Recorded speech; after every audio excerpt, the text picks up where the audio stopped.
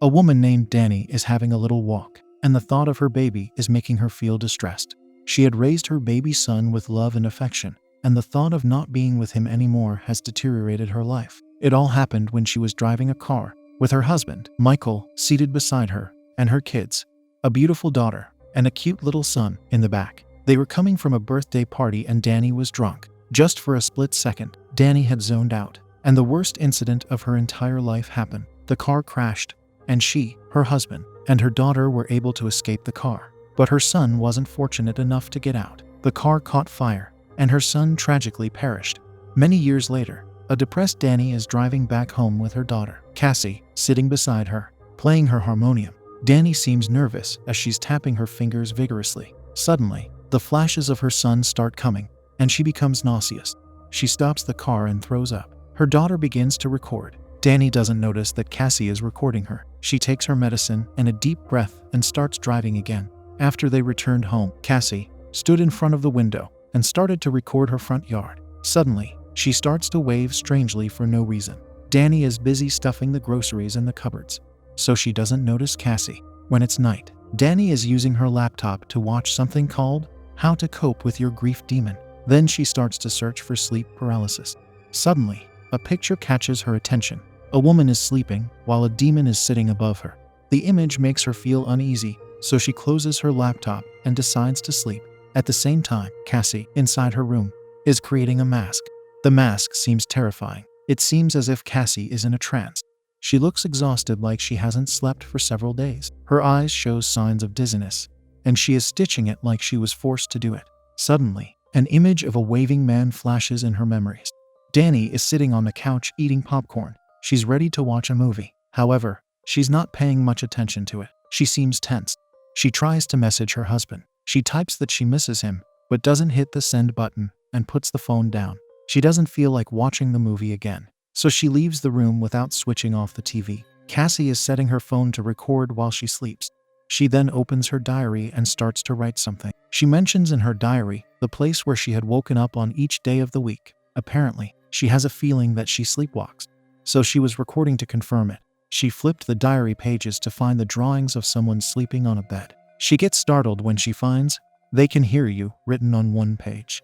She takes an apple out of her drawer and takes a bite of it. She puts the apple on her side table, switches off the light, and sleeps.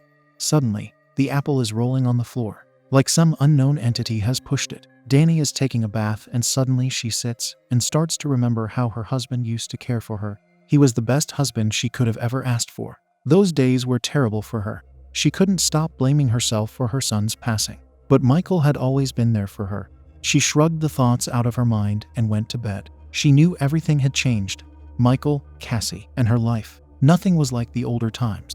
She goes to sleep. Sleeping was the most challenging thing for her, as she was unable to have a sound sleep without her episodes of sleep paralysis. After a few minutes pass by, she suddenly hears someone talk, which wakes her up. She feels as if someone is around her. She goes back to sleep, but she was still feeling uneasy. In an eerie turn of events, her arms are raised in mid-air. Suddenly, a masked figure appeared and screamed, "You're about to perish."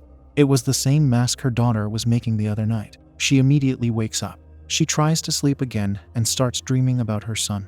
Suddenly, someone calls out her name and wakes her up.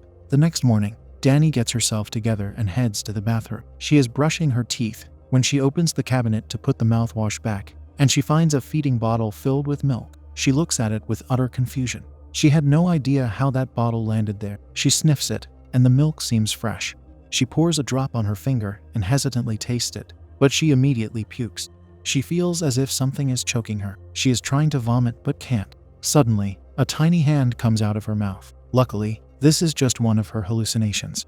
Both Danny and Cassie are sitting on the stairs, talking to each other. Before Cassie could leave, Danny asks her if she had heard anything unusual lately. Cassie replies in the negative and leaves. All of a sudden, the memory of her son's funeral flashes. A sharp pain goes down her heart as she remembers that time. She shrugs the thought out of her head. Danny goes into the shed in her yard and starts to explore. She finds a hideous mask, and as she picks it up, Cassie enters the shed and tells her that it is her safe house. Upon inquiring, she tells her mother that she feels that she sleepwalks and finds herself in the shed sometimes. This mask was to make her feel safe. She asks Cassie to get one for her. Cassie begins to walk on the grass, wearing that hideous mask, when suddenly she finds a deceased bird on the ground. She tries to remember if this had something to do with her, but she's unable to think of anything. Danny starts researching and watches several videos on sleep paralysis. When she begins to have visions of the car crash, she starts going through her family pictures. After spending much time reminiscing about the past, she goes to her bed. Cassie, on the other hand, is sleeping and recording herself. Suddenly, Danny starts to have nightmares. At the same time, Cassie stands up and comes in front of the camera. She strangely waves her hands in front of the camera. The footage gets disrupted, and Cassie falls to the ground. Meanwhile, Danny starts to have her sleep paralysis. She isn't able to move her body, and the same masked figure stands before her. Suddenly, she sees Cassie sitting on her bed, screaming to end someone. Danny wakes up and quickly runs upstairs to check on her daughter, but she is asleep. She notices that the window is open, so Danny goes forward to shut it. Suddenly, someone taps her shoulder from behind. As she turns around, she finds that it is just Cassie. She asked her if she had opened the window, but Cassie said no. Cassie goes downstairs to drink water. As she was putting the bottle back, the same masked figure is shown standing near the window, watching her closely. The next day, when Cassie goes outside, Danny decides to check her phone and finds all of her recordings. She is terrified after watching some weird footage. In the first video, Cassie is seen sitting on her bed and uttering "murder" 3 times. Danny gets even more horrified as she watches the next video. Danny observes Cassie sitting on her bed with the hideous mask on and talking to someone unknown. The unknown person was talking back to her in a strange, hoarse tone. The unknown figure was telling her that she should end her mother because she was not a good person.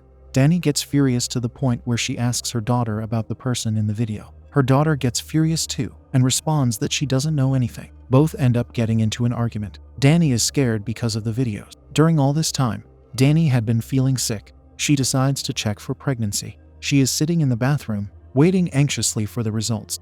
Countless confusing thoughts wander through her mind, but she shrugs them out of her mind and keeps waiting. The results leave her in utter shock. Danny turns out to be pregnant. Something is definitely not right. When her husband, Michael, comes back to pick up Cassie for the sleepover, she tells him about her sleep paralysis. She also tells him that she believed that something possessed the house. Someone is watching her. Michael asks her if she was taking her medication. Danny gets annoyed and tells him that it wasn't just about the meds.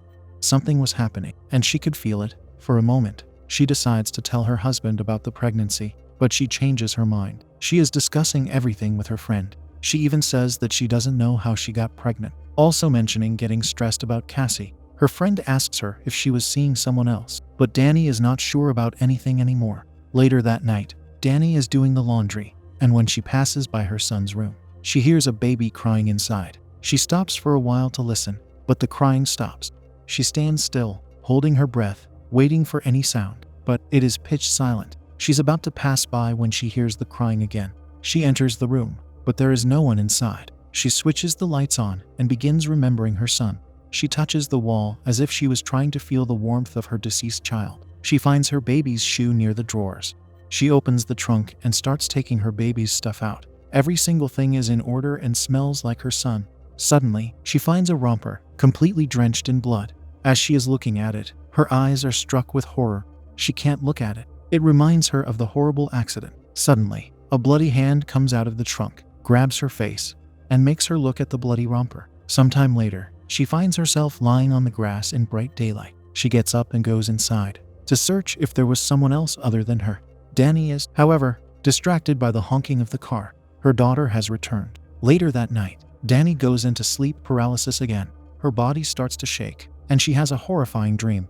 In her dream, she opens the shed door and finds her daughter standing there wearing the same mask. Then suddenly, she sees her standing against a tree. What Danny sees next sends a chill down her spine. Cassie's eye sockets are empty. Danny wakes up in fear. Suddenly, a hand comes near her feet and touches it, and all of a sudden, several hands begin to touch her. Her heart pounds so fast it feels like it would explode. Out of nowhere, a dark, burnt figure appears in front of her. She screams and wakes up from her dream. She keeps on screaming until her daughter, Cassie, comes running towards her. After caring for her, Danny calms down a bit and returns to her senses. They both sleep together as her daughter is now too scared to sleep on her own. The next day, Danny prepares breakfast, and they both have a friendly discussion. Everything is fine until Danny receives a call from her friend. She is informed that she had posted some videos on her Facebook, and everyone is ridiculing her. When she watches the first video, it becomes apparent that the video is from last night, when she had a nightmare. She becomes furious and blames her daughter, who denies the accusation and expresses her hatred toward her mother. In frustration, Cassie throws away her breakfast. Danny bends down to clean the mess, but what happens next takes her aback. She finds a picture of her daughter and deceased son on the ground. A wave of despair surrounds her. Later, when she is checking her emails, she finds one email that has a strange video. The video shows Danny taking a bath. She gets furious and runs toward Cassie's room. She snatches her daughter's phone and flushes it. Having had enough of her mother, Cassie starts to take out her anger by writing "perish" on a page, in addition to drawing a demonic face.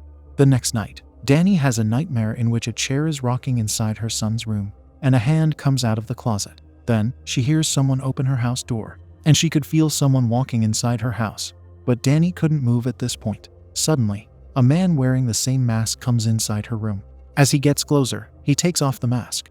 He takes a knife out and proceeds toward Danny. He touches her with the knife, but suddenly, he heard Cassie's voice.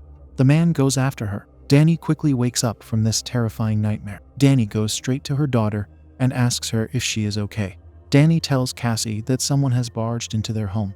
She asks her daughter to lock her door from the inside, and she starts to inspect the entire house. Before she could go outside, the same man grabs her from behind and dragged her inside. The next time Danny wakes up, she finds herself lying outside her daughter's room. She gets up and goes inside to find Cassie sleeping peacefully. Danny is feeling dizzy after all the frustrating experiences. Danny sits beside Cassie and starts remembering old times as a family. She then places her camera to record and sleeps beside her daughter. After some time, she wakes up to her daughter missing. When Danny checks the camera, she finds out that the same masked man has taken Cassie away from the bed. She calls to file a complaint, but suddenly, she hears her daughter in the yard. She was crying. Danny starts to run after the sounds, but she is unable to find Cassie. The same guy is taking Cassie away. He places her on the ground and starts to talk to someone. He wanted ransom from the guy on the phone and was threatening him. Cassie uses this opportunity to run away. The man starts to go after her.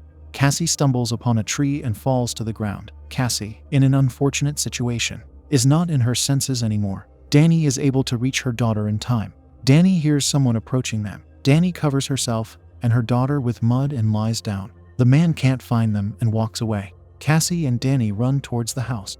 They had come back to pick up the car keys. Danny asks Cassie to call Michael. She does, but Michael doesn't pick up.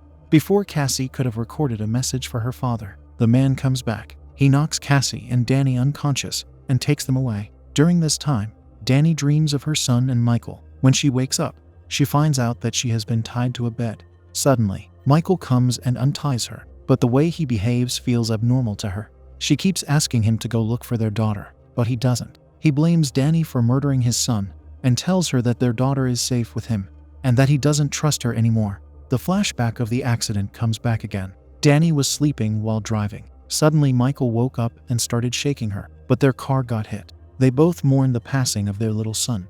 Michael takes out his gun. He tells her that she was right all along. Someone was there in the house, and it was him. He emptied the drawers and messed up everything. He wanted to create the scene like a burglar. She was about to shoot her when she suddenly told him about her pregnancy, but he didn't listen. Danny picks up the knife beside her and stabs her husband in the neck. She picks up the gun and runs out. She had to look for Cassie now. She was searching the house cautiously. Suddenly, she found the intruder sitting in a car outside of their house. The man was loading his gun. She crept out and carefully reached the car. She pointed the gun at him and asked about her daughter. He laughed and kept saying that she was in the back seat. The mother shoots him and goes to the shed. Suddenly, she hears someone's voice from nowhere. She goes out and began looking around in the yard. Danny finds Cassie standing near a tree. Danny was about to reach her, but Michael takes a hold of her feet. She struggles to get free and quickly gets up. She picks up a huge rock and hits it on his head, smashing him lifeless. Danny remembers the tree from her dream.